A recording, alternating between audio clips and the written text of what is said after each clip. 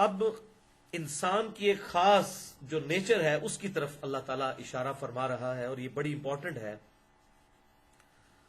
اور یہ بڑی فلسفے کے پوائنٹ آف ویو سے بڑی اہم ترین آیات آنے لگی ہیں کہ ایک اللہ کے ماننے والے ہیں ان کا کیا ایٹیچیوڈ ہوتا ہے، اور ایک اللہ کے نہ ماننے والوں کا ایٹیچیوڈ کیا ہوتا ہے۔ کیونکہ دنیا میں تو اللہ تعالیٰ نے آزمائش ہر شخص پہ ڈالنی ہے، انسان کو مشقت میں ہی پیدا کیا گیا ہے، اس پہ آزمائش تو آنی ہے۔ وَلَنَبْلُوَنَّكُمْ بِشَيْءٍ مِّنَ الْخَوْفِ وَالْجُوعِ وَنَقْصٍ مِّنَ الْأَمْوَالِ وَالْأَنفُسِ وَالثَّمَرَاتِ، ہم تمہیں ضرور آزمائیں گے، تھوڑے سے خوف کے ذریعے، نقصان کے ذریعے، جان میں بھی، مال میں بھی، اور اس کے بعد دیکھیں گے کون لوگ صبر کرنے والے ہیں۔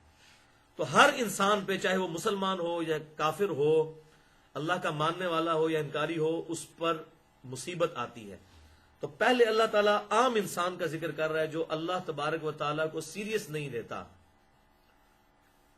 اس کا ایٹیچیوڈ کیا ہوتا ہے جب اللہ تعالیٰ کی رحمت یا اللہ تعالیٰ کی طرف سے مصیبت اس پر آتی ہے۔ وَلَئِنْ أَذَقْنَا الْإِنسَانَ مِنَّا رَحْمَةً، سورہ ہود آیت نمبر 9، اور اگر ہم انسان کو اپنی طرف سے رحمت کا مزہ چکھائیں، ثُمَّ نَزَعْنَاهَا مِنْهُ، اور پھر ہم اس سے وہ رحمت چھین لیں، یعنی اسے پھر تکلیف میں ڈال دیں، کوئی نعمت اس سے چھین لیں، إِنَّهُ لَيَئُوسٌ كَفُورٌ، تو وہ بڑا ہی مایوس اور ناشکرا بن جاتا ہے۔ پہلے رحمت ملی، اس کے بعد چھین لی تو مایوسی اس پر چھا جاتی ہے کہ میرا سب کچھ لٹ گیا۔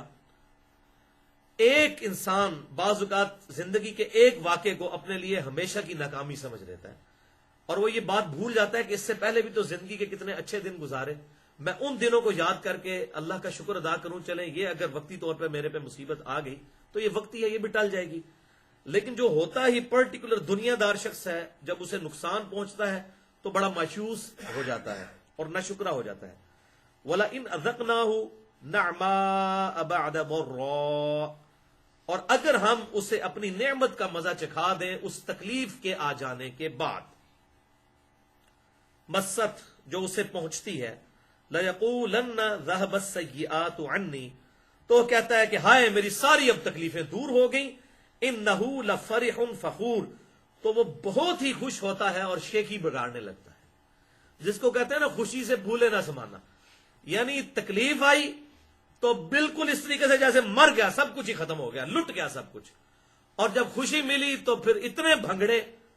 کہ انسان کو برا وقت بھی یاد نہ رہے۔ یہ ایٹیچیوڈ ہے ایک اس انسان کا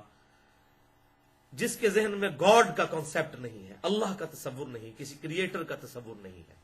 وہ سب کچھ دنیا کی زندگی کو سمجھ بیٹھا ہے۔ اب بالکل سائملٹینیس کنٹراسٹ آ رہا ہے کہ اہل ایمان کی روش اس حوالے سے کیا ہوتی ہے۔ یہ تو ایک عام انسان، دنیا دار، یہ مسلمان بھی ہو سکتا ہے، غیر مسلم بھی ہو سکتا ہے، دنیا دار تو ہر طرف موجود ہے، یعنی صرف ایک ڈیلوژن کو لے کر چلنا، ایک فرسودہ سا ذہن بنا لینا کسی اعتبار سے، یہ ایمان تو اللہ تعالیٰ کو ایکسیپٹیبل نہیں ہے، بلکہ پوری کنوکشن کے ساتھ انسان اسلام کو قبول کرے وہ ایکسیپٹیبل ہے۔ اب اس کے اگینسٹ سائملٹینیس کنٹراسٹ آ رہا ہے، إِلَّا الَّذِينَ صَبَرُوا، ہاں مگر وہ لوگ جو صبر کرتے ہیں، وَعَمِلُوا الصَّالِحَاتِ، اور نیک اعمال کرتے رہتے ہیں، یعنی تکلیف آئی تو صبر کیا، اور جب ان پر آسانی ہے اس وقت تو ظاہر اللہ کو رسپانس کرتے ہی ہیں اچھے اعمال کی شکل میں۔ أُولَئِكَ لَهُم مَغْفِرَةٌ، یہ ہیں وہ لوگ جن کے لیے ہے مغفرت، وَأَجْرٌ كَبِيرٌ، اور ان کے لیے ہے بہت بڑا اجر۔ یعنی یہ ایٹیچیوڈ ہونا چاہیے ایک گاڈ کے ماننے والے کا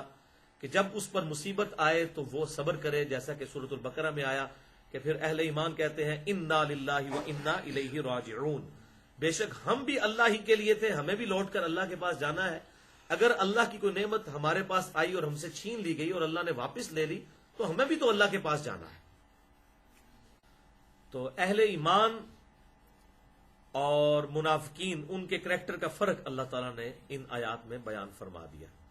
اس حوالے سے ایک حدیث بڑی اہم ہے دعا کے کنسیپٹ میں،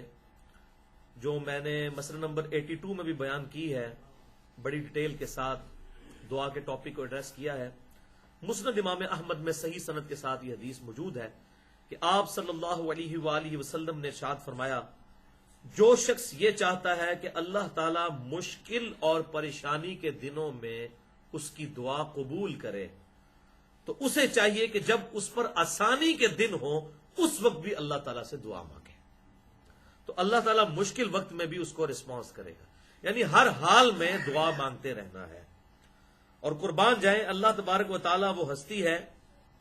کہ جس سے نہ مانگا جائے تو وہ ناراض ہوتا ہے۔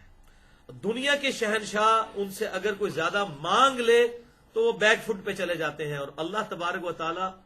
وہ شہنشاہ ہے کہ جس سے نہ مانگا جائے تو وہ ناراض ہوتا ہے۔ ادعونی استجب لکم، اے میرے بندو مجھ سے مانگو میں تمہیں عطا کروں گا۔ ان الذین یستکبرون عن عبادتی، بے شک وہ لوگ جو کہ میری عبادت یعنی دعا مانگنے سے تکبر کرتے ہیں، ان قریب میں انہیں ذلیل و خوار کر کے دوزخ میں داخل کروں گا۔ سورۃ المؤمن کی آیت نمبر یہ 60 ہے۔ تو اللہ تبارک و تعالیٰ اپنے بندوں سے خوش ہوتا ہے جو